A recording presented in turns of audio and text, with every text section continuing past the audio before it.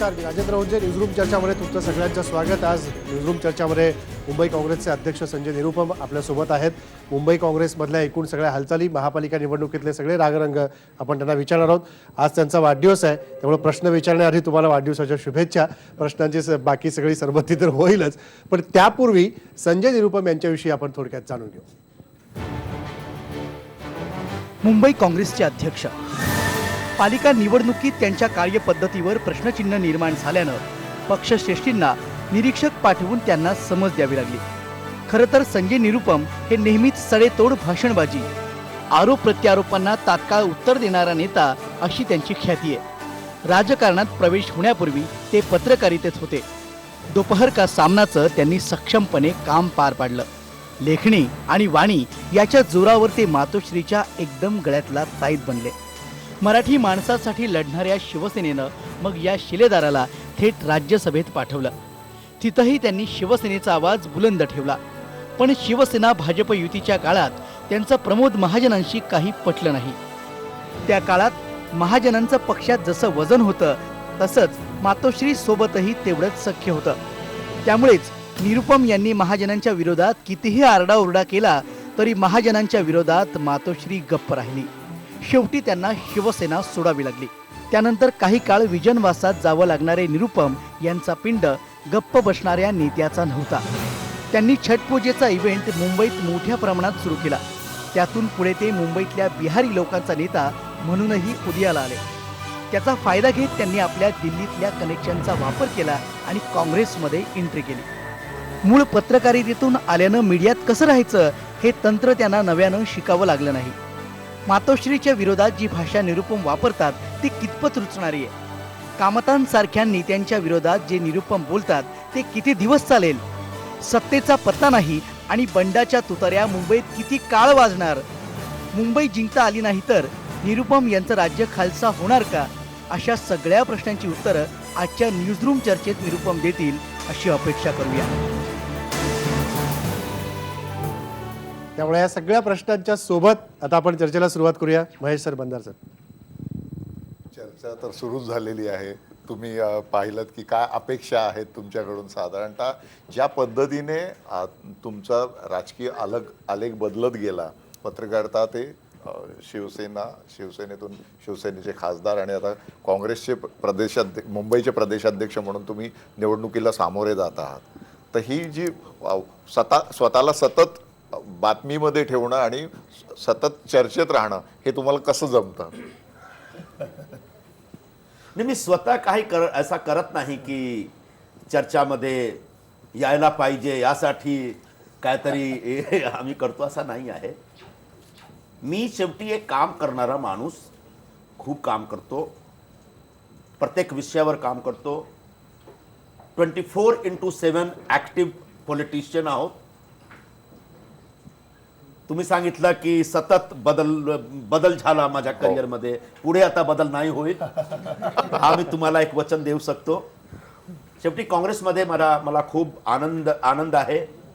काँग्रेस पक्षाची जो विचारधारा आहे, काँग्रेस पक्षाची जो सोच आहे आणि काँग्रेस पक्षाचा जो नेतृत्व आहे, आमचे पक्षश्रेष्ठी आहेत, त्यांच्याबद्दल मनात खूप आदर आहे. त्यांच्याबरोबर खूप चांगला माझा एक रिश्ता आहे आणि त्यामुळे मी चांगल्या रीतीने काम करत आहोत. आणि यावेळी सध्या माझ्यावर एक जबाबदारी आहे, पक्षाने दिलेली आहे जबाबदारी, आणि या जबाबदारी एक चांगल्या रीतीने आणि यशस्वी रीतीने मी पार पाडू असा माझा एक प्रयास आहे. आणि त्या प्रयास घेऊन लोकांसमोर आज मी आलेले आहोत. कालच आमच्या जाहीरनामाचा प्रकाशन झाला. तो मोठा जाहीरनामा नाही आहे, तो फक्त एक विजन डॉक्युमेंट आहे. आणि तो विजन डॉक्युमेंट घेऊन लोकांबरोबर आम्ही जात आहोत आणि त्यांच्याशी विचारत आहोत की आता गेल्या 20 वर्षापासून शिवसेना आणि भाजप मुंबई महानगरपालिकामध्ये सत्तेत आहे. ऐन निवडणुकीच्या तोंडावर त्यांची युती तुटती आणि एकमेकावर ते ओरडतात. हा एक काही नाही, फक्त एक ढोंग आणि नाटक आहे. हा एक षडयंत्र आहे. त्यांनी गेल्या 20 वर्षात काही केलेलं नाही. मुंबईमध्ये राहणारे लोकांचा जो प्रश्न आहे ते प्रश्न ते सोडवू शकले नाही. लोकांच्या पाणीचा प्रश्न, रस्त्याचा प्रश्न, कचऱ्याचा प्रश्न, आरोग्याचा प्रश्न, प्रत्येक प्रश्नावर प्रत्येक मोर्चावर ते फेल झालेले आहेत. आणि या मुद्द्यावर लोकांचा जो लक्ष आहे ते वाटण्यासाठी, दुर्लक्षित करण्यासाठी त्यांनी हा जो नाटक सुरू केला आहे, हा नाटकवर एक जोरदार हल्ला माझ्यातर्फे सध्या चालू आहे आणि मी चालू ठेवणार. कारण की कसली फाईट आहे शिवसेना भाजपची. दिल्लीमध्ये तुम्ही बरोबर सत्तेत, महाराष्ट्रात बरोबर सत्तेत, 20 वर्षापासून तुम्ही सत्तेत होता महानगरपालिकामध्ये. जो बीजेपीचे जो राष्ट्रीय जो अध्यक्ष आहे, तळीपार अध्यक्ष, ते सांगतात कि या मुंबई में जो हो रहा है वो शिवसेना बीजेपी के बीच फ्रेंडली मैच हो रहा है. त्यांचे एक पाटील म्हणून आहेत मंत्रीजी महाराष्ट्र शासनाचे, त्यांनी सांगितलं की निवडणुकीनंतर आम्ही शिवसेनेला बरोबर घेऊ. तो असा कसाला आता तुम्ही कसाला भांडतात. तो हा मुंबईकरांचा एक धोका देण्याचा आणि मुंबईकरांना काही देऊ शकत नाही याच्यावर एक पडदा डालण्याचा टाकण्याचा एक षडयंत्र आहे. या षडयंत्रापासून लोकांना सावध घेतला पाहिजे अशी माझी विनंती आहे मुंबईकरांची. संजयजी, एक प्रश्न थेट तुम्हाला विचारायचा आहे. अलीकडच्या काळामध्ये तुमच्यावरती भाजपकडनं असं म्हटलं गेलं की तुम्ही शिवसेनेसोबत काहीतरी 42 जागांची एक काहीतरी अंडरस्टँडिंग केलेली असं त्यांचं म्हणणं आहे, भाजपच्या शेलारांचं. दुसरीकडे असंही म्हटलं जातं, काँग्रेसमधल्या काही नेत्यांचं दबक्या आवाजात म्हणतात की निरुपम यांचं भाजपबरोबर अंडरस्टँडिंग आहे. आणि त्याच्यानंतर असं तुमचं स्वतःचं काँग्रेसमधल्या अनेक नेत्यांची पटत नाही म्हणून ते आता कुठे तुमच्यासोबत येताना दिसत नाहीत किंवा तुम्हाला तेवढी मदत करताना दिसत नाही. काय आहे तुमच्यामध्ये की तुमचं हे सगळं तुमच्यावर हे सगळं म्हटलं जातं? म्हणजे भाजप सांगते की माझी अंडरस्टँडिंग शिवसेनेबरोबर आहे आणि आमचे लोक सांगतात की माझी अंडरस्टँडिंग भाजप बरोबर आहे. मला काही समजत नाही. माझी अंडरस्टँडिंग आमचे जो पक्षाचे नेते आहेत, मोठे नेते आणि पक्षाचे जो कार्यकर्ते आहेत त्यांच्या बरोबर आहे. जर भाजपचा आरोप जो आहे त्याच्यावर मी एकच सेंटेन्स बोलू शकतो की मी त्यांना चॅलेंज करतो, तुम्ही या अक्रॉस द टेबल बसा, कुठल्या सीटबद्दल तुम्हाला बोलायचे आहे त्या सीटावर कोणी काही नाव रिकमेंड केलेलं आहे मी तुमच्या समोर ठेवतो, आता तुम्ही ठरवा. पण जर तुमच्या आरोपमध्ये दम नाही, तुम्ही खोटं बोलला, तर तुम्ही सरेआम सार्वजनिक माफी मागा, जाहीर माफी मागा आणि तुमचा आरोप परत घ्या. दुसरा मुद्दा असा आहे की काँग्रेस पक्षाचा काम मी जोरात करत आहे. 2 वर्षापूर्वी काँग्रेसची परिस्थिती फार वाईट होती. मी गल्ल्यापासून झोपड्यामध्ये बिल्डिंगमध्ये जाऊन काँग्रेसला एक पुन्हा मी तयार केलेला आहे. काँग्रेसच्या कार्यकर्त्यामध्ये एक नवीन जोश, नवीन उत्साहाचा संचार झालेला आहे आणि सगळ्यांना बरोबर घेऊन जाण्याच्या निवडणुकीमध्ये जाण्याचा माझा प्रयत्न आहे. आणि याच्यामध्ये कोणी जो भाजपचे लोक किंवा शिवसेनेचे लोक काहीतरी काडीमाडी करण्याचा प्रयत्न करतात, मला त्याच्यावर काही जास्ती त्यांच्या पर्वा नाही आहे. मी फक्त काँग्रेस पक्षाच्या हातात तिरंगा घेऊन एक काँग्रेस पक्षाचा काँग्रेस पक्षाच्या विजयश्री मिळविण्यासाठी प्रयत्नशील आहोत आणि आम्ही यश घेणार म्हणजे घेणार. संजयजी, ज्या पद्धतीने याच्या आधी काँग्रेस आणि राष्ट्रवादी काँग्रेस राज्यामध्ये एकत्र सत्तेमध्ये होते आणि विचारधारा एक आहे, पण या निवडणुकीमध्ये मात्र जसं शिवसेना भाजप एकमेकांविरुद्ध आरोप प्रत्यारोप करताना दिसतात, तसं काँग्रेस आणि राष्ट्रवादी सुद्धा त्याच पद्धतीने एकमेकांविरुद्ध आरोप प्रत्यारोप करताना दिसतात. विशेषतः राष्ट्रवादीचे सर्वेसर्वा शरद पवार यांनी तुमच्याबद्दल जे विधान केलं, मूर्ख माणूस तुम्हाला म्हणाले, मग काय तुमची काय रिॲक्शन आहे त्याच्यावर? 2 गोष्टी याच्यामध्ये, एक राष्ट्रवादीची आघाडी का ना झाली आणि दुसरा पवार साहेबांचा जो वक्तव्य आहे. तर राष्ट्रवादीची आघाडी का ना झाली याच्यावर मी खूप वेळा मी बोललेला आहे. कारण असा होता की मुंबई काँग्रेसचे सर्व नेते मंडळीची एकदा बैठक झाली आहे, त्याच्यामध्ये माझ्यातर्फे याचा विषय होता की काय करायचं राष्ट्रवादी बरोबर, तुम्ही सगळे सांगा. सगळ्यांनी एकमताने सांगितलं की आम्हाला युती नाही करायचं. त्यांचा जो मत आहे घेऊन मी दिल्लीत गेलो आणि नेते मंडळीला सांगितलं. त्यांनी सांगितलं जर लोकल नेत्यांची अशी इच्छा नाही आहे तर तुम्ही आघाडी करू नका. आणि एक अध्यक्ष म्हणून मला एक स्टँड घ्यायला होता, तुम्ही एक स्टँड घेतलं की आमच्या पक्षाची आघाडी राष्ट्रवादी बरोबर नाही होणार. तो राष्ट्रवादीचे नेते त्यानंतर माझ्यावर रागवलेत आणि खूप जे काही त्यांच्या मनात आहे त्यांनी बोलला, काय हरकत नाही, मी जर हॉट सीटवर आहोत तो हे सगळे आरोप माझ्यावर येणार, पण हा आमच्या पक्षाचा एक निर्णय होता आणि सगळे नेत्यांचा निर्णय होता. हा मी तुम्हाला इकडे ठामपणे तुम्हाला सांगू शकतो. दुसरा विषय, पवार साहेब मोठे नेते आहेत आणि जे काही त्यांनी माझ्याबद्दल सांगितलं मला काही बोलायचं नाही. हा, मला राष्ट्रवादीबद्दल बोलायचं आहे आणि खूप बोलायचं आहे. राष्ट्रवादी पक्ष कधी पुढे भाजप बरोबर नाही जाईल याचं आश्वासन ते देत नाही. अजून महाराष्ट्र विधानसभामध्ये फडणवीस सरकारसाठी जो विश्वासदर्शक ठराव होता, त्या ठरावासाठी त्यांनी एक त्यांच्याकडून काहीतरी लेखी स्वरूपात दिलेला आहे, तो तिकडे आहे. त्या दिवशी शिवसेना त्यांच्या बरोबर नव्हता. अजून फडणवीसची जो सरकार आहे तो बाहेरून पाठिंबा, शिवसेना बाहेरून पाठिंबा देत आहे, पण आतमध्ये शिवसेनेचे पाठिंबा बी नाही आहे आणि राष्ट्रवादीने बाहेरून पाठिंबा दिलेला आहे. अजून ते पाठिंबा काढले नाही आणि ते काढत नाही. तो त्यांचा प्रश्न आहे. यामुळे मी बोललो की राष्ट्रवादी बद्दल मला भरोसा नाही आहे आणि कोणालाही भरोसा होऊ शकत नाही. कुठल्या पक्षाची ते युती करणार, आघाडी करणार, कधी तोडणार, कधी कुठे जाणार, हा फक्त राष्ट्रवादीचे लोकांना माहीत आहे. याबद्दल मी बोललो, तो साहेब रागावलेत, मला माफ करा साहेब, पण जो सत्य आहे तो बोलायला पाहिजे आणि सत्य मी बोलतो. आता राष्ट्रवादी आणि राष्ट्रवादीचा एक छुपा पाठिंबा जो आहे त्यामुळे फडणवीस सरकार चालू आहे. त्यांच्यामुळे महाराष्ट्रात लोकांचं काम होत नाही. जो आमचे शेतकरी आहेत त्यांचा जो आत्महत्याचं प्रमाण खूप वाढलेलं आहे. एक टोटल मिस गव्हर्नन्सचा राज चालू आहे. मुंबईमध्ये फडणवीस सरकार फक्त नारे देतात. आज काय करणार ते फेसबुकमध्ये संवाद साधणार. कशासाठी बाबा? तो मुंबईसाठी काय करायचं आम्हाला तुम्ही आयडिया द्या. 2 आठवड्यात निवडणुकी आहे, आता यांना आयडिया पाहिजे. काय तुमच्याकडे काही योजना नाही, काही माइंड नाही, काही प्लॅनिंग नाही, फक्त तमाशा, फक्त एक स्टंट करता तुम्ही. तो या जो फडणवीस साहेबांचा स्टंट आहे तो राष्ट्रवादी काँग्रेसमुळे चालू आहे आणि याच्यावर मला राग आहे आणि असेल. आता तुम्ही म्हणाला होता की शिवसेना महानगरपालिकेत अपयशी ठरलेली आहे. गेल्या 20 वर्षात शिवसेना भाजपची युती तुटलेली आहे. अशा वेळेला काँग्रेस खूप ताकदीनं रस्त्यावर उतरायचं चित्र जे दिसायला पाहिजे ते दिसत नाही, उलट गटबाजी दिसते. अपयश नाही का हे मुंबई काँग्रेसच्या अध्यक्षाचं की ही गटबाजी रोखण्यात तुम्ही अपयशी ठरलाय?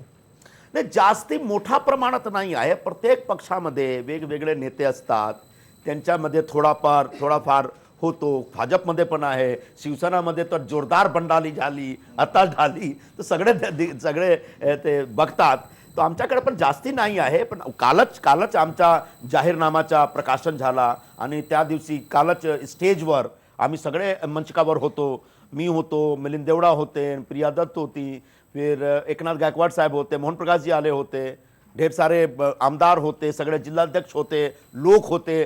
तो असं नाही आहे कुठे नारायण राणे नव्हते, नसीम खान नव्हते, कृपाशंकर सिंग नव्हते, गुरुदास कामत नव्हते, महत्वाचे नेते, माजी मुख्यमंत्री राज्याचे, माजी मंत्री गुरुदास कामत, माजी प्रदेशाध्यक्ष मुंबईचे, ते हे सगळे अनुपस्थित का होते? कृपाशंकर साहेब तो नोएडामध्ये लग्नासाठी गेलेले आहेत, त्यांनी सांगितलं मला. बाकी लोकांचे मी विचारून तुम्हाला सांगणार. हा, अशोक चव्हाण साहेब येणार होते, त्यांनी हा दिवस ठरवला होता, पर त्यांनी सकाळी मला सांगितलं की आज 8 बजे रात तक मेरा नांदेड़ तक का प्रोग्राम है, मेरा आना मुश्किल है, लेकिन आने वाले दिनों में मैं आऊंगा तुम्हारे साथ प्रोग्राम में. त्यांचा निरोप माझ्याकडे आलेला होता. बाकी सगळ्याबद्दल तुम्ही विचारून तुम्हाला मी सांगणार. जाहीरनाम्यासारखं ज्या वेळेला हे असतं त्यावेळेला सिरियसली घेत नाहीत. मुंबई काँग्रेसच्या अध्यक्षांनी सांगितलं की तुम्ही उपस्थित राहिलं पाहिजे. मी विचारून सांगतो तुम्हाला की का तुम्ही सिरियसली घेत नाही. संजय निरुपम एकाकी पडलेत का? म्हणजे एकूण संजय निरुपमच्या डोक्यावरती सगळं टाकायचं, येणाऱ्या काळामध्ये समजा उद्या अपयश आलं तर तुमचंच अपयशाचे धनी हे संजय निरुपम होणार.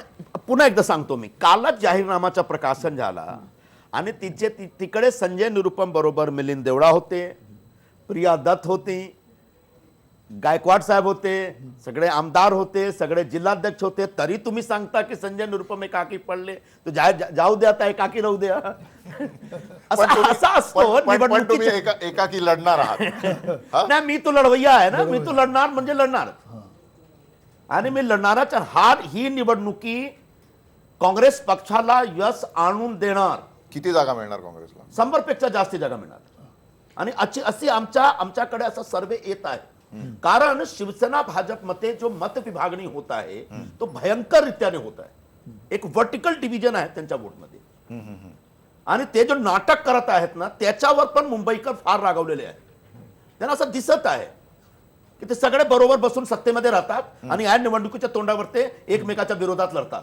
हा ढोंग जो नाटक आहे ना, त्या नाटकाच्या विरोधात लोकांचा जबरदस्त रोष बाहेर येईल आणि त्याचा लाभ काँग्रेसला भेटेल. कारण काँग्रेसच्या स्वतःच्या एक मत आहे, एक वोट बँक आहे. निश्चित आहे. काँग्रेसला मानणारे लोक खूप आहेत मुंबईमध्ये, पण ते जे शिवसेना आणि भाजप जेव्हा बरोबर लढतात त्यांचा जो वोट जुडतो तो एक आमच्यापेक्षा मोठा वोट बँक असतो. यावेळी ते एकदम बिखरलेले आहेत आणि याचा लाभ काँग्रेसला होईल. आणि एक सरप्राइजिंग रिझल्ट मुंबईकरांच्या आशीर्वादाने तुम्हा सर्वांना दिसेल. निरुपमजी, तुम्ही म्हणताय सरप्राइझिंग रिझल्ट्स मिळतील, पण एकीकडे जसं आत्ताच काँग्रेसमधली गटबाजी आपण पाहिली, जे नेते अनुपस्थित आहेत ते कारणं तुम्ही जरी नंतर सांगणार असं म्हणत असलात तरी काँग्रेसमधला असंतोष पक्षांतर्गत हा पक्षाला मारक ठरणार नाही का, पहिला मुद्दा. आणि दुसरा, गेल्या 2-3 निवडणुका पाहिल्या तर काँग्रेसच्या नगरसेवकांची संख्या महापालिकेतलीही कमी कमी होते. म्हणजे तुम्ही 2007 मध्ये 75 होतात, नंतर 52 वर आलात, आणि आता सुद्धा या सगळ्या गटबाजीमुळे अनेक महत्त्वाचे नेते पक्ष सोडून गेलेले आहेत. मग तुम्ही 100चा आकडा कशाच्या आधारावर गाठ? माझी अशी विनंती आहे की काँग्रेस पक्षामध्ये जो असंतोषचा मुद्दा आहे आता या मुद्दा राहू द्या, आणि मुंबईकरांमध्ये जो असंतोष आहे याच्यावर चर्चा केला पाहिजे. त्यांना पाणी भेटत नाही, त्यांच्या रस्त्यावर फक्त खड्डे आहे, त्यांच्या परिसरामध्ये जो कचरा आहे त्या कचऱ्याचं व्यवस्थापन होत नाही, याच्यामुळे जो लोकांमध्ये असंतोष आहे त्याच्यावर जरा चर्चा करा. तर राहू दे ना काँग्रेस पक्षाला, आम्ही असाच जाणार निवडणुकीमध्ये आणि निवडून येणार, काय हरकत नाही.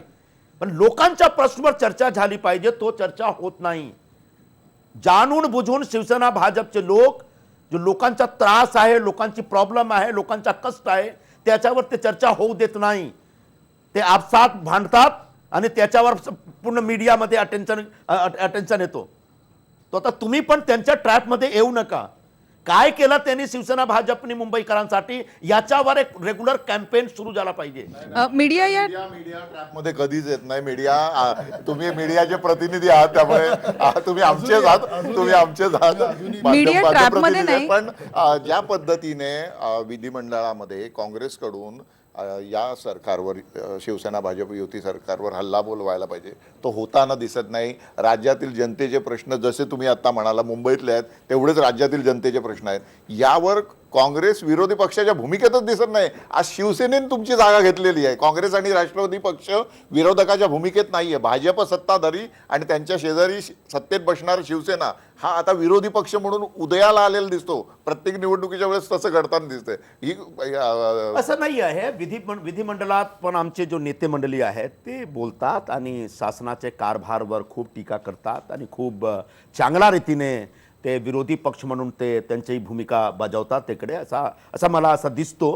पण शेवटी जो शिवसेनेचा जो विषय आहे, शिवसेना भाजप बरोबर महाराष्ट्राची सत्तामध्ये बसून सत्तेची मलाई खाते आणि भाजपच्या विरोधात बोलून एक विरोधी पक्षाचा स्पेस घेतो. सिमिलरली भाजप शिवसेना बरोबर मनपामध्ये बसून सत्तेची मलाई घेतात आणि प्रत्येक टेंडरमध्ये त्यांची फिक्स दलाली पण खातात आणि दुसऱ्या दिवशी त्यांच्या शिवसेनाच्या विरोधात बोलून विरोधी पक्ष एक स्पेस घेतात. हा यांचा एक कट कारस्थान आहे. याच्याबद्दल लोकांना सावध पवित्रा घेतला पाहिजे, अशी माझी विनंती आहे लोकांची पण आणि तुमच्याशी पण.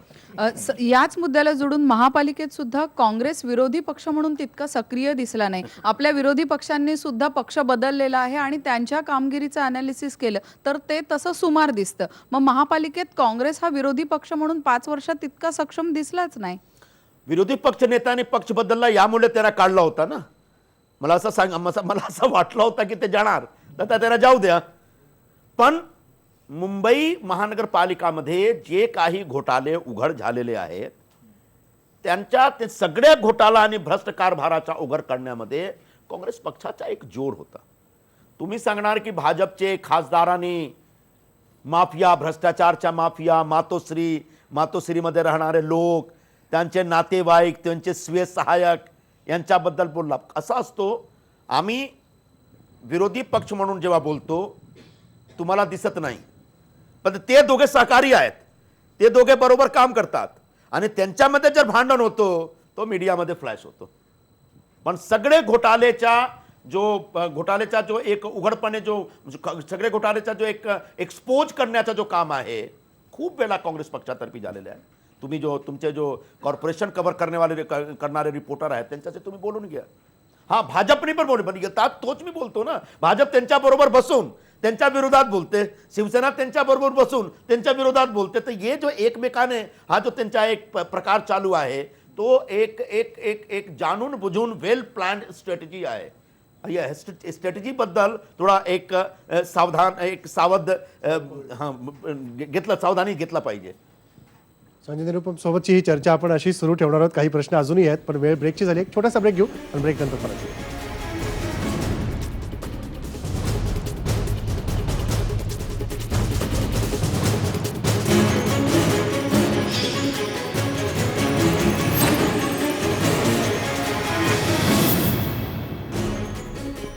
त्यानंतर पुन्हा एकदा स्वागत. मुंबई काँग्रेसचे अध्यक्ष संजय निरुपम आपल्यासोबत न्यूजरूम चर्चामध्ये आहेत. पुढचे काही प्रश्न आपण घेऊया.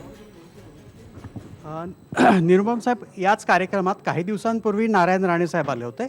त्यांना मी प्रश्न विचारला होता की तुम्ही आक्रमक दिसता पण काँग्रेस आक्रमक दिसत नाही. तेव्हा त्यांचं उत्तर होतं की काही नेते सरकारला अंगावर घ्यायला घाबरतात. त्यांना असं वाटतं की मग सरकार आपल्या मागे लागेल, आपल्यावर खटला भरेल, त्याच्यामुळं असं होतं. तर तुमचं उत्तर काय याच्यावर? याच्यावर मी काय उत्तर देऊ? मी स्वतः आक्रमक आहे आणि मी सर्वांना अंगावर घेतो. इन्क्लुडिंग राणे. नाही, राणे साहेब तो आमचे नेते आहेत. राणे साहेब तो आमचे नेते आहेत, त्यांना मी कशाला अंगावर घेऊ. पण शासनामध्ये शिवसेना भाजपच्या कारभारमध्ये जे काही उलटा सीधा चालू आहे त्याच्यावर मी खूप बोलतो आणि एकदम ॲग्रेसिव्ह रीतीने बोलतो आणि पुढे पण बोलणार. पण त्यांचं जे म्हणणं आहे की सूडबुद्धीने भाजप सरकार त्या नेत्यांवरती जाऊ शकतं, सूडबुद्धीने काहीतरी कारवाई केली जाऊ शकते, तर तशी असं वाटतं तुम्हाला? तो त्यांच्या एक दिल्ली पासून कारभार चालू आहे. सध्या जो नोटबंदी झाली, नोटबंदीमुळे खूप जो व्यापारी वर्ग होते खूप नाराज होते. ज्यांनी विरोध केला त्यांच्यावर इन्कम टॅक्स रेट, तो एक लोकांमध्ये एक टेरर म्हणजे लोकांना आतंकित करून ते राज चालवतात. हा फक्त काँग्रेस पक्षाचे काही नेते किंवा काही लोकांसाठी नाही, कोणीही त्यांच्या विरोधात बोलू नये. जे त्यांनी बोलला, ज्या मोदीजींनी ज्या बोलला त्या एक फायनल आहे. हा जो एक अँटी डेमोक्रेटिक अप्रोच आहे बीजेपीचा, तो दिल्ली पासून मुंबई पर्यंत चालू आहे आणि हा फार एक बहुत लंबे समय तक नहीं चल पाएगा, क्योंकि अंततः हिंदुस्तान में एक कानून है, एक संविधान है, एक व्यवस्था है और लोकशाही है. और लोकशाही में सबको अपनी बात कहने रखने का हक है. और अगर आपने उसे बहुत ज्यादा दबाया, एक आदमी दबेगा, दो आदमी दबेगा, तीन आदमी, आखिरकार विद्रोह होगा. और अब लोगों के अंदर धीरे धीरे वो नाराजगी निकल के आ रही है, एक असंतोष निकल के आ रहा है. असंतोष जो खद एकदम अंदर से उबल रहा है, खदखद हो रहा है. आणि हा जो असंतोष आहे यावेळी निवडणुकीमध्ये पण बाहेर पडेल.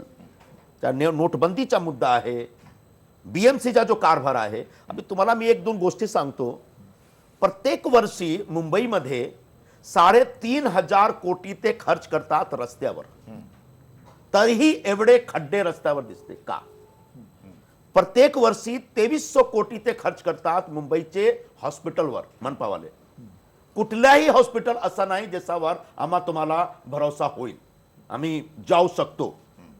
प्रत्येक वर्षी 2200 कोटी ते खर्च करतात मनपाची शाळेवर, तरीही गेल्या 5 वर्षात 38 मराठी माध्यमची शाळा बंद झाली.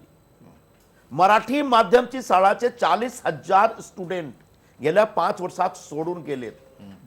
असाच त्यांचा एक कचऱ्याचा जो व्यवस्थापन आहे वो व्यवस्था आहे. प्रत्येक दिवशी मुंबईमध्ये 9,500 मेट्रिक टन कचरा निर्माण होतो. त्याच्यामधून फक्त 7,000 मेट्रिक टन कचरा ते उचलतात. बाकी कचरा मुंबईमध्ये लोकांमध्ये सोडून देतात. तो कचरा घेऊन ते डंप करतात डम्पिंग ग्राउंड मध्ये, फक्त डंप करतात. अख्खा जगात तुम्ही बघा असा डम्पिंगचा सिस्टम नाही आहे.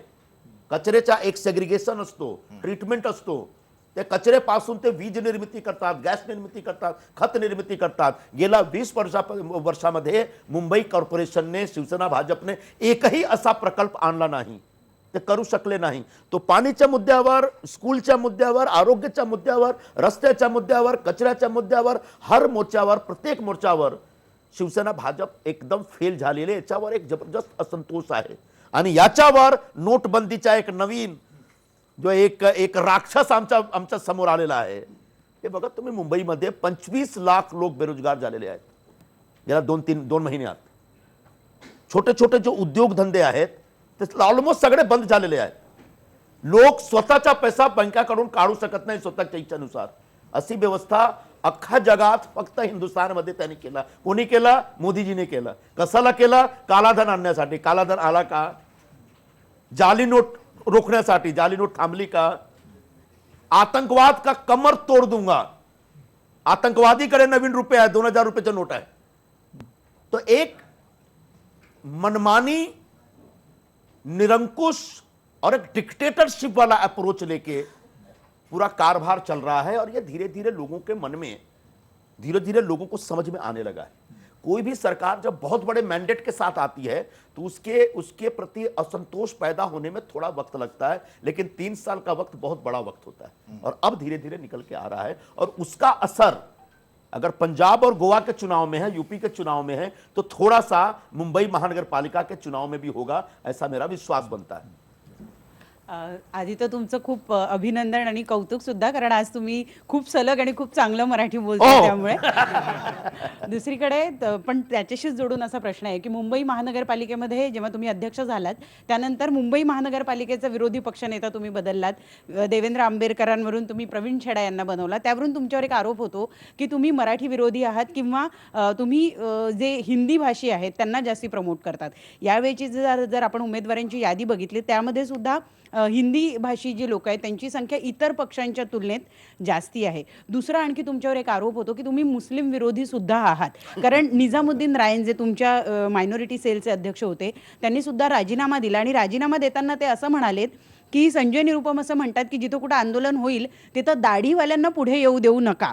या दोन्ही मुद्द्यांवर तुमचं काय म्हणणं आहे की तुम्ही मराठी विरोधी आहात आणि तुम्ही मुस्लिम विरोधी आहात? तुमच्या 3 प्रश्न आहे. पहिला प्रश्न, मी मराठी विरोधी आणि यावेळीच्या जो मुंबई महानगरपालिकाची यादी आहे उमेदवारांची त्याच्यावर हिंदी भाषिकाचा खूप प्रभाव आहे. 227 उमेदवारांची यादी आम्ही जाहीर केली. एक फॉर्म रिजेक्ट झाला. 226 जण आहेत मैदानात. 226 जणमध्ये 112 मराठी भाषिक आहेत, 35 उत्तर भारतीय हिंदी भाषिक, 39 मुस्लिम, 22 गुजराती मारवाडी, 11 ख्रिश्चन आणि 5 पंजाबी सिंधी. आता तुम्ही सांगा या यादीमध्ये अँटी मराठी टोन कुठे आहे? एक. शेवटी मुंबई एक कॉस्मोपॉलिटन सिटी आहे और मुंबईमध्ये काँग्रेसच एक पक्ष आहे ज्या मुंबईच्या कॉस्मोपॉलिटन कल्चरला रिप्रेझेंट करतो. भाजपकडे सर्व लोकांचा विश्वास नाही. शिवसेनामध्ये सर्व लोकांचा, सर्व प्रकारच्या लोकांना, सर्व वर्गाच्या लोकांचा विश्वास नाही. आणि फक्त काँग्रेस असा पक्ष आहे जो मराठी भाषिक आहेत, गुजराती भाषिक आहेत, हिंदी भाषिक, दक्षिण भारतीय, ख्रिश्चन आहेत किंवा मुस्लिम आहेत, सर्वांचा एक विश्वास बरोबर घेऊन चालण्याची क्षमता ज्याच्यामध्ये आहे तो काँग्रेस पक्ष आहे. राहिला पक्ष निजामुद्दीन रायनची.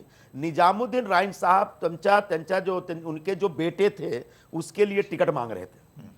एक वार्ड से मांग रहे थे जिस वार्ड का नंबर है 213, वो साउथ मुंबई का है. उस 213 वार्ड में 4 कॉर्पोरेटर टिकट मांग रहे थे. तो मेरे पास आए कि आप मिलिंद देवड़ा जी को बोलिए. मैंने कहा कि जिले में उम्मीदवार कौन तय करेगा ये जिले के लोग तय करेंगे, मुझे इंटरफेयर नहीं करना है. एक बार जब लिस्ट फाइनल होगी और मुझे कहीं लगा गलत हुआ तो मैं उतरूंगा.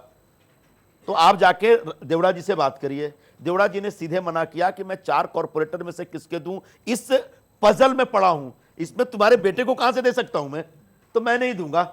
और इससे गुस्सा होके चले गए वो। और जब इससे गुस्सा होके चले गए तो कुछ तो बोल के जाना पड़ेगा ना, बगैर बोले थोड़ी जाया जाता है। तो बोलते बोलते सबसे बड़ा मतलब आरोप सहने वाला आदमी कौन, तो संजय निरुपम मेरे ऊपर बोल के चले गए। सच ये है कि पिछले 10-12 वर्षों से कांग्रेस पार्टी का काम करते समय हर वर्ग के साथ मिलकर के खूब बढ़िया से मैं काम कर रहा हूं। खासकर मुस्लिम समाज में जबरदस्त मेरा संपर्क है और कोई मुस्लिम मुझे नहीं कह सकता कि मैं उनके प्रति किसी प्रकार का विरोध रखता हूं, कोई नहीं कह सकता। सबके साथ उतना ही न्याय करता हूं, सबके सवालों को लेकर उतना ही खड़ा रहता हूं, सबके प्रश्नों पे उतनी लड़ाई लड़ता हूं। फिर भी जब कोई पार्टी छोड़ रहा होता है तो वो गद्दारी कर रहा होता है, और जब गद्दार आदमी गद्दारी कर रहा है तो उनकी बातों को लेकर, बातों के आधार पर कोई सवाल न बनाए, ये कहीं ना कहीं गद्दारी के विरोध में आपका एक न्याय होगा। समझला का ताई? जी, निरुपम जी, तुम्ही आता म्हणालात की मुंबई ही सर्वसमावेशक आहे, फक्त मुंबई म्हणजे मराठी माणसं, मुंबई म्हणजे हिंदी भाषिक असा विचार करून चालणार नाही। मुंबईचा जेव्हा विकास करायचा असेल तेव्हा केंद्रामध्ये, राज्यामध्ये पक्षाला एक समर्थ नेतृत्व हवं। भाजप पंतप्रधान नरेंद्र मोदींचा उल्लेख करतं, पण तुमच्या बाबतीत बघायचं झालं तर उत्तर प्रदेशमध्ये सुद्धा म्हणजे समाजवादी पक्षाची मदत तुम्हाला घ्यावी लागली। पंजाबमध्ये सुद्धा काँग्रेस अगदी स्वतःच्या बळावर ताकदीने लढत नाहीये। राहुल गांधींचं नेतृत्व असावं का प्रियांका गांधींचं नेतृत्व असावं असे सुद्धा बरेच मतभेद आहेत। जसं तुम्ही म्हणताय मी एकाकी लढतोय, तसे काँग्रेसमध्ये बरेच नेते एकाकी लढतायत। काँग्रेसच्या या स्थितीबद्दल तुम्हाला काय वाटतं? आणि तुम्ही पत्रकार असतात, म्हणजे आता तुम्ही अध्यक्ष आहात काँग्रेसचे, तर काँग्रेसच्या स्थितीबद्दल नेमकं काय लिहिलं असतं? नाही, सर्वप्रथम पंजाबमध्ये काँग्रेस स्वबळावर लढत नाही, हा तुमचा जो एक आकलन आहे तो चुकीचा आहे। काँग्रेस स्वबळावर सर्व सीटावर तो काँग्रेस पक्ष तिकडे लढत आहे। समर्थ नेतृत्व कॅप्टन अमरिंदर सिंग एक जबरदस्त समर्थ नेतृत्व आहे आणि कॅप्टन अमरिंदर सिंग तिकडे पुन्हा मुख्यमंत्री होणार म्हणजे होणारच अशी परिस्थिती पंजाबमध्ये आहे, असा सर्वेची रिपोर्ट पण येत आहे। राहुलजी आमचे एक नौजवान नेतृत्व उपाध्यक्ष म्हणून काम करत आहेत आणि अख्खा देशात ते फिरतात, संपूर्ण देशात ते फिरतात आणि खूप चांगल्या रीतीने 24/7 काम करतात। देशात फिरतात आणि विदेशात पण फिरतात। हाँ, विदेशात फिरायला पाहिजे, इसमें याच्यामध्ये चूक नाही। पण ते गायब होतात ना इथं. नाही, तुम्ही पण पण विदेशात जातात। नाही ते पण गायब होतात ना कंप्लीट। गायब नाही, सगळे भाई पंतप्रधान जो आहे ते एअर इंडियाच्या स्पेशल प्लेन मध्ये जातात। आमचे नेते एअर इंडियाच्या जो ऑर्डिनरी प्लेन मध्ये जातात, ते स्पेशल प्लेन मध्ये सर्वांना माहीत पडतात, ऑर्डिनरी प्लेन मध्ये ते कुणाला पण माहीत पडत नाही। पण शेवटी विदेश जाणं चुकीचं नाही आहे, पण निरुपमजी एवढे सगळ्याला जायला पाहिजे। विदेश जाऊन काहीतरी शिकून या, सगळे पत्रकार जातात, सगळे नेते मंडळी जातात, फक्त राहुलजी विदेश जातात याच्यावर मीडियामध्ये खूप मोठा एक मोठी बातमी येतो, राहुलजी गए, राहुलजी आए। अरे बाबा आप भी जाओ, कौन रोक रहा आपको? लेकिन विदेश से आने के बाद भी, विदेश जाने से पहले भी जितना दौरा इस समय देश में राहुल गांधी जी कर रहे हैं, शायद हिंदुस्तान का कोई नेता नहीं कर रहा है। एक दिन में 3 स्टेट घूम के आ जाते हैं, एक हफ्ते में 4 5 स्टेट का दौरा कर रहे हैं, रोज कर रहे हैं। वो किसके लिए कर रहे हैं? लोगों के लिए, क्योंकि लोगों के ऊपर जो नरेंद्र मोदी की सरकार का जो एक आतंक है, उस आतंक से लोगों को मुक्ति दिलानी पड़ेगी। जो उनका कारभार है, चाहे उनकी आर्थिक नीतियां हों या उनकी रोजगार देने वाली, आप याद करो नरेंद्र मोदी क्या बोले थे कि प्रत्येक वर्षी आम्ही 2 कोटी लोकांना रोजगार देणार, बोला था ना। बहुत हुआ बेरोजगारी की मार, अब की बार डैश डैश डैश। आपको मालूम पिछले 3 साल में सिर्फ 1,43,000 लोगों को रोजगार मिला। बाकी पिछले 2-3 महीने में आफ्टर डिमोनेटाइजेशन लगभग 45 लाख लोग नए सिरे से बेरोजगार हो गए। ये मेरा आपका नहीं, एसोचैम की रिपोर्ट है। तो आपने 2 करोड़ लोगों को रोजगार देने के हिसाब से आज 6 करोड़ लोगों को रोजगार देना था 3 साल में, उल्टे 45 लाख से ज्यादा लोग बेरोजगार हो गए। अब इसके खिलाफ प्रचार कौन करेगा? कांग्रेस पार्टी जो मेन अपोजिशन पार्टी है और उसके मुख्य नेता राहुल गांधी जी है, वो कर रहे हैं। अब खूब घूम के कर रहे हैं। हर जगह पे जाके सारी बातें कर रहे हैं। जब बोलते हैं तो बोलते 2G 3G, अरे ये 2G बोल बोल के तो अब सत्ता में आ गए, अब सरकार में रहने के लिए भी 2G का सहारा चाहिए। अब आपने जो गलतियां की है, आपके जो फेलियर्स हैं, उसको हाईलाइट करेंगे और उस पर जवाब दे। अगर हिम्मत है तो जवाब दो, उस पर जवाब नहीं देते। इनके फेलियर के कभी भी मोदी सरकार के फेलियर पे अगर कोई सवाल उठाएंगे आप, तो वो 2G बोलेंगे। तो 2G तो पुराना हो गया, वो तो केस चल रहा है भाई, जिसको अंदर डालना है डालो, किसने रोका आपको? लेकिन तुम्हारी जो फेलियर है इस पे चर्चा करनी पड़ेगी, इस पे आपको जवाब देना पड़ेगा, लेकिन ये जवाब नहीं देते, इनके पास जवाब होता ही नहीं है। तो हर फ्रंट पे मोदी सरकार फेल हुई है और इसको बहुत तरीके से, बहुत सशक्त तरीके से राहुल जी हाईलाइट कर रहे हैं। पहली बार निकल के आया कि प्रधानमंत्री मोदी जी कहते थे मैं खातो नती, खावानो देतो नती, खाता नहीं हूं, खाने देता नहीं हूं। उन्होंने कैसे पैसे लिए, किस किस से पैसे लिए, बकायदे इनकम टैक्स डिपार्टमेंट का डॉक्यूमेंट लेकर के खड़े हो गए कि सहारा से कितने करोड़ रुपए लिया आपने, बिरला से कितने करोड़ रुपए लिया आपने। जिस इनकम टैक्स अधिकारी ने रेड डाला था और सारे डॉक्यूमेंट जमा किए थे, उसने 2014 के नवंबर में रेड के बाद रिकमेंडेशन दिया था, फाइल पे नोटिंग दी थी, it should be further investigated. नवंबर 2014 से लेकर नवंबर 2016 तक जब राहुल जी ने विषय रखा, तब तक इस पे कोई इन्वेस्टिगेशन नहीं हुआ, आगे भी नहीं होगा। ये जो 2G 3G की याद दिलाते हैं, पहले अपने घोटाले की जांच कराओ ना, तुमने कितने पैसे खाए, किससे खाए, अगर हिम्मत है तो जांच करके दिखाओ। महाराष्ट्र में फडणवीस के लगभग 12 मंत्री भ्रष्टाचार के आरोप में, इन पे आरोप लगता है, यही जांच करते हैं और यही सफाई दे देते हैं, यही चोर, यही सिपाही और यही जज भी बन जाते हैं। चिक्की घोटाला की जांच हुई आज तक, तावड़े के भ्रष्टाचार की जांच हुई आज तक, सिर्फ खड़से से दुश्मनी थी, खड़से को निपटा दिए। वो भी कब उसको लेके आ जाएंगे, आप सब चौंक जाएंगे। तो एक जो पारदर्शी होने की बात कर रहे हैं की आम्ही मुंबई मनपामध्ये पारदर्शी कारभार आणणार, त्यांनी सर्वप्रथम महाराष्ट्र शासनात एक पारदर्शी व्यवस्था आणून दाखवा ना। कुठे पारदर्शी आहे तुमच्याकडे? पहिल्या एक नॉर्म्स होतो की कुठल्याही मंत्रीवर जर कोणी आरोप लावला तो त्या मंत्रीला तत्काळ राजीनामा दिला पाहिजे। आमच्या यूपीएच्या राज्यात कित्येक मंत्री राजीनामा दिलेत। पवन कुमार बंसल, एक केस बताता हूं, एक क्लासिक केस है। पवन कुमार बंसल के भाई का कोई बेटा या पता नहीं कोई, जब वो रेल मंत्री तो उसने किसी ऑफिसर को बोला मुझे 2 करोड़ रुपए दो, तुमको यहां पोस्टिंग करा देंगे। उसका जो संवाद था उसको टेप किया सीबीआई वालों ने और वो संवाद रिलीज कर दिया। तो पवन कुमार के भाई का बेटा, इसलिए पवन कुमार को हटाओ। एक हफ्ते में पवन कुमार बंसल बेचारे हटा दिए गए। इससे ज्यादा संगीन आरोप यहां इन मंत्रियों पे लग रहे हैं। इससे ज्यादा संगीन आरोप सुषमा स्वराज पे लगा है।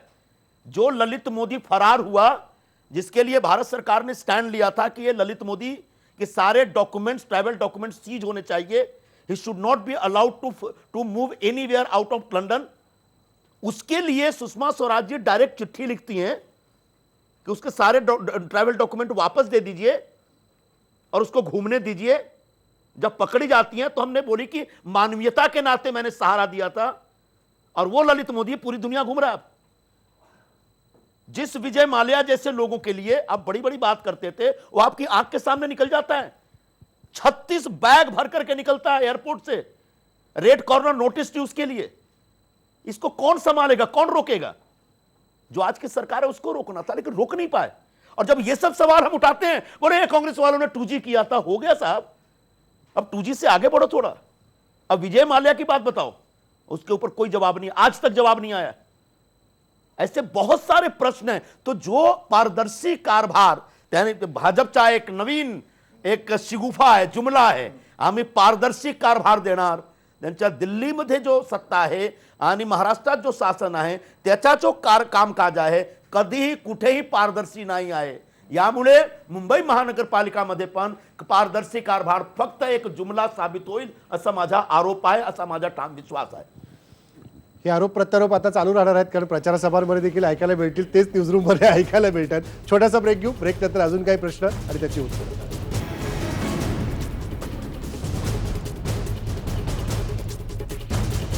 तर पुन्हा एकदा स्वागत न्यूजरूम चर्चामध्ये. संजय निरुपम आपल्यासोबत आहेत. अजून काही प्रश्न उरलेले आपण त्यांना विचारायचे आहेत पुढच्या प्रश्नासाठी. उरलेला प्रश्न. निरुपम साहेब, तुम्ही खूप आक्रमकरित्या भूमिका मांडताय, दावेही करता 100पेक्षा जागा जास्त येतील, पण तुम्ही ज्या खुर्चीवर बसला आहात याच खुर्चीवर 8 दिवसांपूर्वी नारायण राणेंनी प्रामाणिकपणे कबूल केलं की शिवसेनाच मुंबई महापालिकेमध्ये पहिल्या क्रमांकावर राहील. आणि त्यांच्या बोलण्यातून असंच जाणवत होतं की काँग्रेसची लढाई 3ऱ्या किंवा 4थ्या क्रमांकासाठी राहील. तर नारायण राणे ज्या प्रामाणिकपणे कबूल केलं त्यांच्या विधानाशी तुम्ही सहमत आहात का? आणि कृपाशंकर सिंग, गुरुदास कामत आणि नसीम खान अन्य सगळे नेते वाट बघतात कधी एकदा काँग्रेसचा मुंबईत पराभव होतो आणि कधी एकदा तुमची विकेट पडते. तर तुमची विकेट समजा पडली जरी नाही तरी पराभवाची नैतिक जबाबदारी स्वीकारून तुम्ही राजीनामा द्याल का अध्यक्षपदाचा? हा जो तुमचा प्रश्न आहे ना, हे खूपच हायपोथेटिक प्रश्न आहे. आणि हायपोथेटिक प्रश्नचा उत्तर मतलब हायपोथेटिक होऊ शकतो. असं आहे, वारंवार तुम्ही आमचे जो पक्षाचे मोठे नेते आहेत त्यांच्या वक्तव्याचा रेफरन्स देऊन मला फसवण्याचा तुम्ही प्रयत्न करत आहात. असं करू नका. मी तुमचा सहकारी पत्रकार आहोत. सध्या एक मोठी जबाबदारी माझ्यावर आहे आणि सगळ्या नेत्यांना बरोबर घेऊन सगळ्यांबरोबर एक चांगल्या रीतीने कॅम्पेन आता सुरू झालेला आहे. बाकी सगळे नेते पण कॅम्पेनमध्ये सहभागी होणार असा माझा प्रयत्न राहील. आणि जे काही आमच्यामध्ये आहे ते संपून शिवसेना भाजपला कसं पाळायचं आहे याचा एक आम्ही संकल्प घेऊ. माझा जो विरोध, माझी जो लढाई आहे फक्त शिवसेना भाजपची आहे आणि तो लढाई 21 फेब्रुवारीपर्यंत एकदम जारी राहील. आणि तोपर्यंत माझे जो पक्षाचे नेते मंडळी आहेत त्यांच्याबद्दल माझ्याशी काहीही विचारू नका, माझी अशी तुमच्याशी विनंती आहे. आणि शिवसेना भाजपबद्दल काय करायचा, कसं पळायचा तुम्ही माझ्याशी विचारा, मी खूप उत्तर तुम्हाला देणार. पण बाकी काँग्रेस पक्षाचा जो अंतर्गत जो विषय आहे तो सध्या राहू द्या. नंतर 21 फेब्रुवारीच्या नंतर याच्यावर बोलूया. पहिला क्रमांकासाठी आमची लढाई आहे. लोकांना बोलू द्या, जे काही बोलायचं बोलू द्या. पण मी एकदम ठामपणे बोलतो आणि एकदम प्रामाणिकपणे बोलतो की काँग्रेस पक्ष मुंबई महानगरपालिकामध्ये 23 फेब्रुवारीला 1 नंबरचा पक्ष म्हणून निवडून येईल हा माझा विश्वास आणि याच्यासाठी आम्ही काम करत आहोत. निरुपम साहेब, काल तुमचा जो जाहीरनामा झाला तुम्ही म्हणालात की अगदी एका पानात फक्त विजन डॉक्युमेंट होतं. त्या विजन डॉक्युमेंटमध्ये 2 मुद्दे महत्त्वाचे होते. एक म्हणजे मुंबईतल्या झोपडपट्ट्यांचा प्रश्न जो पालिका इलेक्शन जवळ आली की सगळ्या पक्षांना आठवतो आणि त्यांना तुम्ही पाणी देणार असं म्हणाल. आणि दुसरी गोष्ट जी महत्त्वाची होती ती फेरीवाल्यांना परवाने देणं. आता हे दोन्ही प्रश्न असे आहेत की फेरीवाल्यांना परवाने देणं हे जरी कितीही गोंडस वाटत असलं तरी मुंबईतले सगळे फुटपाथ जे आहेत ते आता जवळपास सगळे फेरीवाल्यांनी व्यापून टाकलेले आहेत. आणि त्यामुळे जरी तुमचं जे पारंपरिक वोट बँक आहे त्याला जरी सुखावणारा हा विषय असला तरी जो सर्वसामान्य मतदार आहे त्याला ही गोष्ट कुठेतरी खटकते. अरे सगळेच समजा फुटपाथ असे जर का परवाने झाले तर मग लोकांनी चालायचं कुठे? हां, 2 विषय आहे. तुम्ही तो विजन डॉक्युमेंटमध्ये खूप काही चांगले विषय आहेत पण तुम्ही 2 विषय निवडलेला आहात. तो 2 विषयावर मी बोलतो. एक तो पाणी, मोफत पाणी सर्वांना शुद्ध, मुबलक असेल तर 24/7 आणि मोफत पाणी देण्याचा आमचा निर्धार आहे. आणि मोफत पाणी फक्त झोपडपट्टीमध्ये नाही जाणार, सर्वांना द्यायचं आहे. मतलब बिल्डिंगच्या लोकांना पण मोफत पाणी भेटेल. शक्य आहे? शक्य आहे, एकदम शक्य आहे. मी जो हायड्रॉलिक डिपार्टमेंटचे जो इंजिनियर आहेत 2-3 रिटायर त्यांच्याबरोबर बसलो, त्यांच्याशी चर्चा केली. त्यांनी सांगितलं की 550 MLD पाणीचा गॅप आहे मुंबईमध्ये डिमांड आणि सप्लायमध्ये. टँकर माफिया 750 MLD पाणी मुंबई महानगरपालिकाकडून खरेदी करून आम्हाला ते विकतात. ₹1 प्रति 1000 लिटरचे दराने ते खरीदतात आणि आम्हाला ₹20 प्रति 1000 लिटरने विकतात. 550 MLDचा गॅप आहे आणि टँकर माफिया 750 MLD पाणी सप्लाय करतो महानगरपालिकामध्ये घेऊन. म्हणजे पाणीची जास्ती टंचाई नाही आहे असा त्यांनी असा रिपोर्ट दिला. याच्यावर मी सांगू शकतो की लोकांना 24 आवर्स पाणी आम्ही देऊ शकतो. दुसरा जरा विजन डॉक्युमेंटचा आमच्या एक पन्ना द्या. बाकी तुमचा दुसरा प्रश्न आहे फेरीवालाबद्दल. मी तुम्हाला वाचून देतो, मला चष्मा नाही आहे पण मी कोशिश करता हूं. हे बघा, याच्यामध्ये आहे फेरीवाला आणि फुटपाथ, हा आमचा चॅप्टर आहे. मुंबईकरांना चांगला साफ सुथरा व मोकळा फुटपाथ व फेरीवाल्यांना व्यवसायाची जागा मिळालीच पाहिजे, कारण हा त्यांचा मूलभूत अधिकार आहे. फुटपाथ मुंबईकरांचा मूलभूत अधिकार आहे, तसेच फेरीवालांचा धंदा पण त्यांचा मूलभूत अधिकार आहे. आणि त्याच्यामध्ये एक सामंजस्य निर्माण करण्याची जबाबदारी माझी आहे, काँग्रेस पक्षाची आहे. लोकांना चांगला फुटपाथ भेटला पाहिजे, पण फक्त फुटपाथासाठी फेरीवाल्यांना तुम्ही बेदखल करणार धंद्यापासून, तो चुकीचा आहे. तो कसं होईल आता या विषयावर जो फेरीवाला संरक्षण कायदा आहे त्या कायद्याप्रमाणे मुंबईमध्ये चांगल्या रीतीने हॉकिंग झोन आणि नो हॉकिंग झोनचा निर्माण करा. नो हॉकिंग झोन आणि हॉकिंग झोनचा निर्माण करण्यापूर्वी त्या विभागामध्ये राहणारे लोक आणि फेरीवाला त्यांची एक कमिटी बनवा, असा कायदा सांगतं. कायद्याप्रमाणे तुम्ही असं कमिटी बनवून तिकडे तुम्ही हॉकिंग आणि नो हॉकिंग झोन एक ठरवून द्या, आणि त्यानंतर कुठल्या फुटपाथवर लोक चालू शकतात आणि कुठल्या फुटपाथच्या बाहेर लोक धंदा करू शकतात, अशी व्यवस्था करू शकता तुम्ही. पण तर शिवसेना भाजपचे लोक ते करू इच्छित नाही, कारण त्यांच्यात फार इंटरेस्ट आहे एक अवैधरित्याने चालू जो फेरीचा धंदा आहे त्याच्यामध्ये. 300 कोटीचा हप्ता वसुली होत आहे फेरीवाल्याकडून. त्याच्यासाठी त्यांची अशी एक प्लॅन आहे की तो फेरीचा धंदा अवैध राहू द्या. आणि आज अशी परिस्थिती आहे कोणीही कुठेही बसून धंदा करतो, हा चुकीचा आहे. फेरीवाल्यांचा एक मूलभूत अधिकार आहे, त्यांना एक जागा तुम्ही निश्चित ठरवून द्या आणि त्याच्यासाठी तुम्ही जागा ठरवा, आणि त्याच्यानंतर लोकांना एक मोकळा साफ सुथरा फुटपाथ पण द्या. आणि दोघे काम आम्ही करू शकतो, दोघे काम करण्यास संभव आहे, पॉसिबल आहे. हा आमच्या विजन डॉक्युमेंटमध्ये एक पान आहे. तुम्हाला पाहिजे तुम्ही दाखवू का? चालेल. निरुपमजी एकच मिनिट, तुम्ही फुटपाथचा अर्थच असा आहे पदपथ लोकांना चालण्यासाठीची जागा, तर जर याचा अर्थच असा आहे तर त्यावर कसं काय बरं मार्क करायचं की कुठे फेरीवाल्यांनी बसायचं आणि कुठे नाही बसायचं?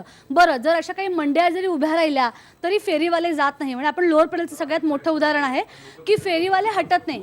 नवीन एखादे स्कायवॉक झाले की त्याच्यावर लगेच जाऊन बसतात आणि त्यांच्यावर कारवाई केली, मग या फेरीवाले संघटना पुढे येतात आणि आक्रमक स्वरूप घेतात किंवा सिटीझन काही असतात त्यांच्यावर मारहाण करतात. मग याला हे तुमचं समर्थन देणं नाही झालं का? मुंबईमध्ये जेवढे फेरीवाले आहेत कोणालाही त्यांनी रेग्युलेट करण्याचं काम अजूनपर्यंत महानगरपालिकाने केलेला नाही. मुंबई भारतीय संसदेत जो कायदा निर्माण झालेला आहे 2014 मध्ये, त्याच्यामध्ये स्पष्ट आहे की महानगरपालिका संपूर्ण देशात त्यांची जबाबदारी आहे की तुम्ही फेरीवालाचा धंदा नियमित करा, त्याच्यासाठी समिती नेमा आणि समितीला एक असा मॅन्डेट द्या की ते जागा ठरवणार की कुठे बसायचा. ते जागामध्ये मांड्या पण होऊ शकतो. एक हॉकिंग प्लाझाचा तुम्ही निर्माण करू शकता, तर तुम्ही हॉकिंग प्लाझा निर्माण करत नाही, तुम्ही मंडईचा निर्माण करत नाही आणि हॉकर्सला सांगता की आता इकडून जा, तर कुठे जाणार? हे काही यातले मुद्दे ते सुप्रीम कोर्टाच्या म्हणजे अजून त्याचे निर्णय होण्याच्या प्रतीक्षेत आहेत. पण एक महत्त्वाचं, जसं तुम्ही म्हणालात की त्या लोकांनी ठरवायचं. जर मग मंड्या अशा उभारल्या जातात, म्हणजे मी लोअर पडेलचं तुम्हाला उदाहरण दिलं, ती आता इमारत पडायला आली आहे पण हॉकर्स गेले नाहीत. उलट जिकडनं लोक जातात, म्हणजे दादरचा जर आपण मोठा ब्रिज बघितला किंवा जे आता नवीन स्कायवॉक झालेले आहे, म्हणजे बोरिवलीसारखा मोठा स्कायवॉक जो अगदी फार वाईड आहे, तर अशा ठिकाणी लोक लगेचच फेरीवर बसायला सुरुवात करतात, कारण मग इझी ॲक्सेस होतो लोकांचा. आणि तेच नाही म्हणतात, मग प्रत्येक वेळेला कायदा झालाच पाहिजे आणि कायद्यानंतर वागायचं का? दोन गोष्टी आहे. एक तर सुप्रीम कोर्टमध्ये काय वाद चालू आहे फेरीवाला बद्दल, याचा आता वाट पाहण्याची काही गरज नाही, कारण देशात एक कानून, एक कायदा आहे. There is a law in the place and there is a law in place that has been passed by the parliament. आणि जेव्हा पार्लमेंट एक कायदा पास करतो तेव्हा सुप्रीम कोर्टची वाट पाहण्याची काही गरज नाही. दुसरा मुद्दा असा आहे की मी असा वचन देतो तुमच्या समोर, तुमच्या माध्यमाचे संपूर्ण मुंबईकरांच्या समोर, की एकदा आमची सत्ता येईल तर लोकांना फुटपाथ मिळेल आणि फेरीवालाचा पण धंदा चालू असेल, आणि त्यांना हॉकिंग प्लाझा, मंडई आणि कुठे कुठे ठेवायचं आहे या कायद्यामध्ये चांगल्या रीतीने त्यांनी दिलेला आहे. कुठेतरी असाच पण धंदा होऊ शकतो की फक्त 3 तासासाठी बसू शकता तुम्ही, कुठेतरी वीक मध्ये 1 दिवस बसू शकता तुम्ही, कुठेतरी मोबाईल हॉकिंगचा इंतजाम आहे, सर्व व्यवस्था या कायद्यामध्ये आहे. पण महानगरपालिका आणि कमिशनर आणि महापौर शिवसेना भाजपचे जो लोक आहेत त्यांचा काहीही इंटरेस्ट नाही या कायद्यामध्ये. त्यामुळे इकडे मुंबईमध्ये अवैधरित्याने फेरीचा धंदा चालू आहे. निरुपमजी, आता माझा प्रश्न एकच मी अच्छा, एक मिनिट तो कोणती काय स्काय वॉक, स्काय वॉकचा बेसिक कॉन्सेप्टच होता की त्याच्यावर फेरीवाल्यांना शिफ्ट करा. जेव्हा विलासराव देशमुख साहेब स्काय वॉकचा आयडिया घेऊन आले होते त्या दिवशी त्यावेळी हा आइडिया होता कि मुंबई में लोकल स्टेशन से निकल के स्काई वॉक लेके जब लोग रोड क्रॉस करेंगे तो वहां पे फेरी वालों को बैठाओ, ये हाच आइडिया होता. नाही पण ते बसलेत नाही. ते बसण्याचे कारण जास्ती लोक स्काई वॉक वर जात नाही. हा एक दुसरा विषय आहे. स्काई वॉक वर जर फेरीवाला बसतात तो एक चांगला आयडिया आहे, पण ते बसत नाही कारण तो लोक तिकडे जात नाही. निरुपमजी, आता माझा प्रश्न निवडणुकीविषयी आहे. म्हणजे साधारणतः आपण जेव्हा उमेदवारांची यादी जाहीर करतो त्याच्यानंतर पक्षामधनं एका पक्षात दुसऱ्या जाणं किंवा नाराजी होणं हे साहजिक आहे. पण तुमची यादी येण्याच्या आधीच किंवा ही जी सगळी नावं चर्चेला होती तेव्हाच तुमच्या सगळे जे मुंबईतले दिग्गज नेते आहेत त्यांनी सरळ सरळ कॅम्पेनिंगकडे पाठ फिरवली. तुमचे जे काही कार्यकर्ते नाही कार्यकर्ते आणि यांनी सरळ सरळ सोशल वेबसाईटवर तुमच्या विरोधी बोलायला सुरुवात केली.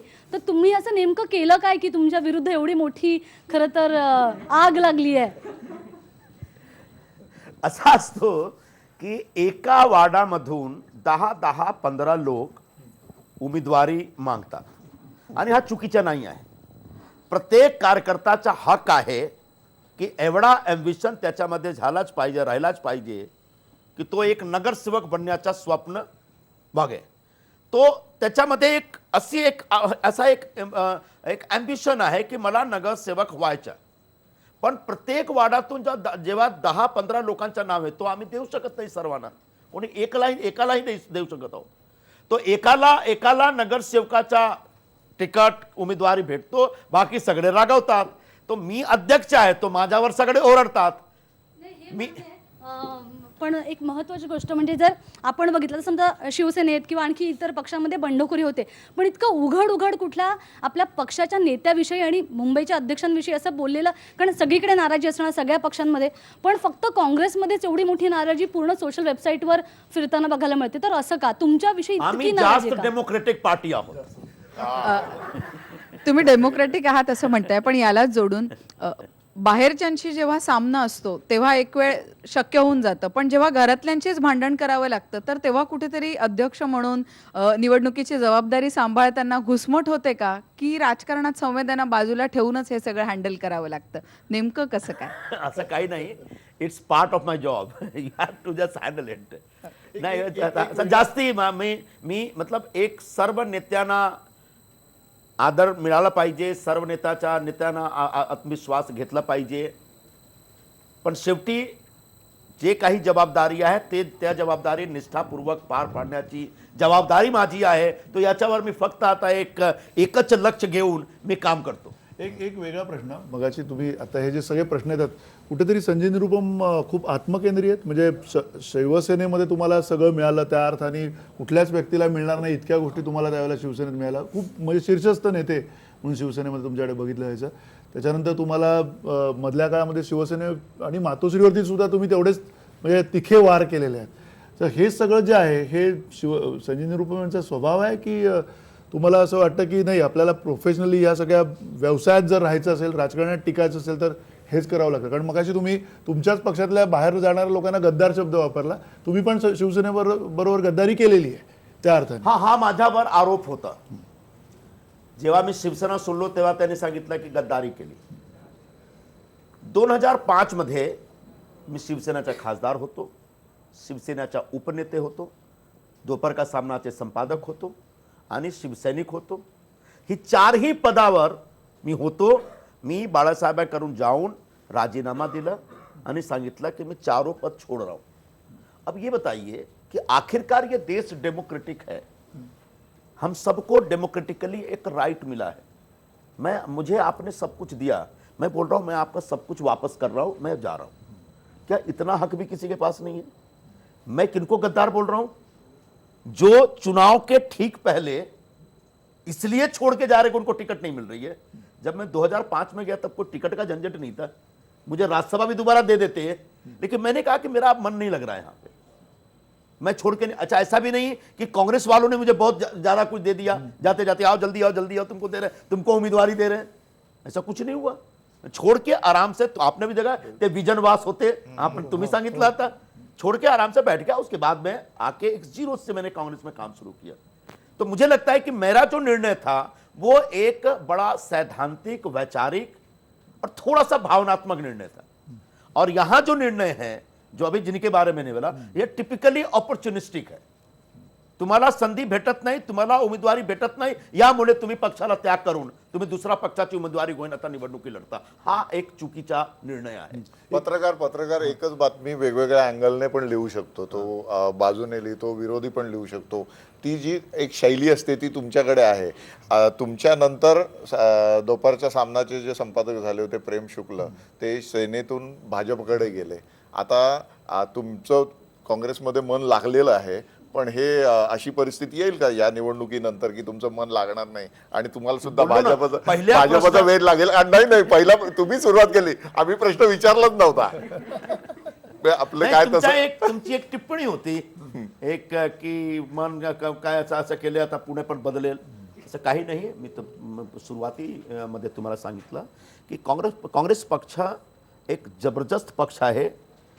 लोकांना काम करण्याची खूप संधी इकडे भेटतो आणि सर्वांचे ते ऐकतात। जो आमचे नेते मंडळी आहेत, वेगवेगळ्या प्रकारचे आहेत, वेगवेगळ्या विचाराचे आहेत, वेगवेगळ्या अप्रोचचे आहेत, वेगवेगळ्या भाषाचे आहेत आणि यांच्या बरोबर आणि त्यांच्यामध्ये जो एक वैचारिक गुण आहे ना, तो एक जबरदस्त आहे। बाकी पक्षामध्ये ऐसा नहीं है। कांग्रेस पार्टी में किसी के प्रति नफरत की जगह नहीं है, सिर्फ प्रेम है, आदर है। जो यशवंतराव चव्हाण जी बोलते थे बेरजेचा राजकारण झाला पाहिजे, तो टिपिकली काँग्रेसमध्ये बेरजेचा राजकारण असतो। लोकांना कसं जोडायचं आहे, लोकांना कसं बरोबर घ्यायचं आहे, हा राजकारण, हा एक सामाजिक उपक्रम काँग्रेसमध्ये गेला कित्येक वर्षापासून चालू आहे। आणि हा जो विषय, हा जो एक कामकाजचा संस्कार आहे, हा संस्कार मला खूप आवडला आणि या संस्कारमध्ये मी राहणार, हा तुम्हाला मी वचन देतो। एक प्रश्न, काँग्रेसची जी ट्रॅडिशनल वोट बँक होती, अल्पसंख्याक होते, दलित मतदार होता बऱ्यापैकी, ते सगळे तुमच्यापासून दुरावले असं नाही वाटत? आता अलीकडच्या काळामध्ये पूर्णपणे काँग्रेसचा विचार सुद्धा हा सगळा जो समाजगट आहे तो करताना दिसत नाही, त्याचं काय कारण असावं असं तुम्हाला वाटतं? असं नाही आहे। 2014 मध्ये जे काही झालं तो विचाराच्या मुद्द्यावर नव्हता। त्यावेळी नरेंद्र मोदी आले, त्यांनी जोरदार प्रचार केला काँग्रेस पक्षाच्या विरोधात आणि आमचा जो काम होता, आमचा जो आयडियाज होते, त्याचा जेवढा प्रचार व्हायला पाहिजे होता तेवढा झाला नाही। आणि त्यावेळी एक 2G सारखे जो इश्यूज होते, ते सगळे इश्यूज खूप एक चुनाव प्रचारमध्ये मेन मुद्दे झालेले होते आणि त्यामुळे काँग्रेसच्या विरोधात लोकांमध्ये एक नाराजी होती। पण आज 3 वर्षानंतर आता असा लोकांना वाटतो की नाही, काँग्रेस चांगली पक्ष आहे, काँग्रेसचा विचार चांगला आहे। काँग्रेसमध्ये लोकांना जबरदस्ती मतलब एक डिक्टेटरशिपचा राज नाही असतो, एक लोकशाहीमध्ये विश्वास करतात, सर्वांना बरोबर घेऊन जाण्याचा एक त्यांचा कार्यक्रम आहे। तो परत ज्या लोक आम्हाला सोडून गेले होते ते आता परत काँग्रेसमध्ये येऊ लागले आहेत असं मला दिसतो। आणि यामुळे मी विश्वासपूर्वक सांगू शकतो की जो काँग्रेसचे जो एक पारंपरिक वोट, पारंपरिक जो चाहणारे लोक आहेत ते पुन्हा काँग्रेस बरोबर आहेत आणि त्यांची शक्तीवर काँग्रेस पुन्हा निवडून येईल असा मला विश्वास आहे। एक अजून वेगळा प्रश्न विचारायचा तुम्हाला।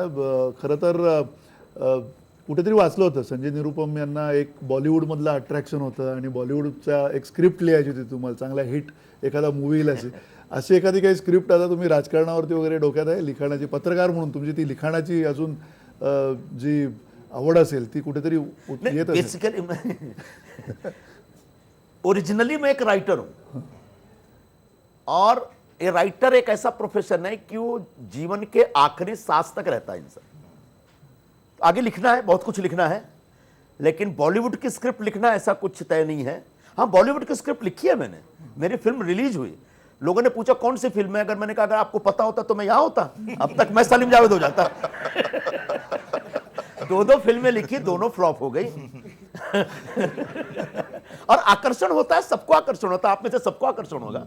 जो भी जर्नलिज्म से जुड़े लोग हैं, जो भी कला पक्ष से जुड़े लोग हैं, उनके मन में बॉलीवुड का एक आकर्षण होता है और उसमें कुछ गलत नहीं है। सिनेमा एक बहुत ही आकर्षक कला है और उस कला के प्रति थोड़ा सा भी कलात्मक अभिरुचि के जो लोग हैं उनका आकर्षण होता है। मेरे अंदर भी आकर्षण था। मैं एक बहुत ही गरीब घर से आता हूं और जब पत्रकारिता कर रहा था तो मैंने सोचा कि ये पत्रकारिता कभी हमको जीने नहीं देगी। जिस महीने आप बढ़िया से खाना खाएंगे उस महीने कपड़े नहीं खरीद सकते, जिस महीने बढ़िया से कपड़े खरीद लिए खाना नहीं मिलेगा। तो कुछ ऐसे लाइन में जाया जाए, अच्छा चोरी बेईमानी करने का नियत नहीं है, नेचर नहीं है, तो ऐसे लाइन में जाया जाए थोड़ा सा पैसे कमा सके। तो मैंने कहा ये फिल्म लाइन है, इस पर घुसा जाए। और जब मैं मुंबई जब आया तो मैंने एक प्रयास किया और मुझे बड़ी खुशी है कि थोड़े से प्रयास पे मुझे अच्छे ब्रेक्स मिल गए थे और काम भी कर रहा था। लेकिन तब तक सामना से बुलावा और मैंने बोला था संजय राउत को कि मेरा इंटरेस्ट नहीं है, मैं इधर जा रहा हूँ, तुम बाद में करना, पहले इधर आ जाओ। और इधर आया और फंस गया, वो मेरा सारा छूट गया उधर से। तो अब तो खैर वो बहुत पीछे छूट गई वो दुनिया। अब तो एक नई दुनिया है और इस दुनिया में ज़्यादा मन लग रहा है और ज़्यादा चैलेंजेस हैं, ज़्यादा चुनौती है और उन चुनौतियों को झेलने में ज़्यादा मजा आता है। बाळासाहेब ठाकरेंचा विषय जाऊ द्या आला. आता काँग्रेस नाही पक्ष. नाही त्याच अनुषंगाने बाळासाहेब ठाकरेंच्या स्मारकाविषयी प्रश्न की अजूनही स्मारकाचा वाद सुरू आहे. जर भविष्यात काही योगदान द्यायची वेळ आली तर संजय निरुपमांचं काही योगदान असेल किंवा एकूणच स्मारकाविषयी काय वाटतं? नाही, गेल्या 4-5 वर्षापासून शिवसेना तर्फे एक प्रयास चालू आहे आणि ते करू शकले नाही. आणि जर त्यांनी असा स्वीकार केला की आम्ही करू शकत नाही, तेव्हा आम्ही एक निर्णय घेणार की काय करायचं. पण त्याने जरा स्वीकार करावं दे ना.